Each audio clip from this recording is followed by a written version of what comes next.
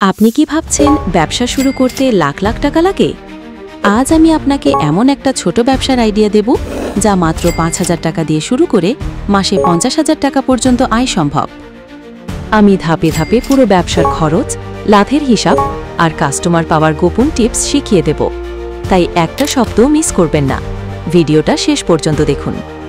ব্যবসা করতে হলে অবশ্যই লজ্জাকে বিসর্জন দিতে হবে, কেননা এই ব্যবসা তাদেরই দ্বারা সম্ভব যারা পরিশ্রম করে, ছোট থেকে বড় হওয়ার স্বপ্ন দেখে, অন্যদের মতো মা বাবার হোটেলে আরামে না খেয়ে নিজে কিছু করার চেষ্টা করে।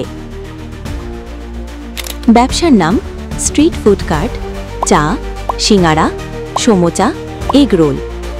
বাংলাদেশে ফাস্ট ফুডের চাহিদা সব সময় থাকে, কারণ সকাল থেকে রাত পর্যন্ত মানুষ এসব খাবারের খোঁজে থাকে। ছোট দোকান বা কার্ট দিয়ে সহজে শুরু করা যায়, আর খুব কম খরচে দারুণ আয় করা সম্ভব। শুধু ভালো মানের খাবার আর পরিষ্কার পরিচ্ছন্নতা বজায় রাখলে অল্প সময়েই কাস্টমার বাড়তে শুরু করবে। ছোট কার্ট বা টেবিল ২,০০০ টাকা, রান্নার পাত্র বা চুলা ১,০০০ টাকা, ডিম, সবজি, ময়দা, তেল, মোট খরচ প্রায় ৫,০০০ টাকা। আর এই খরচ দিয়ে একদম শুরু করা যায়। কিছুটা খরচ বাড়তে পারে, এটা আপনাদের অ্যাডজাস্ট করে নিতে হবে। ধরুন আপনি দিনে ১০০ পিস এগ রোল বিক্রি করলেন, প্রতিটির বিক্রয় মূল্য ৩০ টাকা, খরচ ১৫ টাকা, মানে প্রতি পিসে লাভ ১৫ টাকা, গুণ ১০০ পিস, গুণ দিনে ১,৫০০ টাকা লাভ।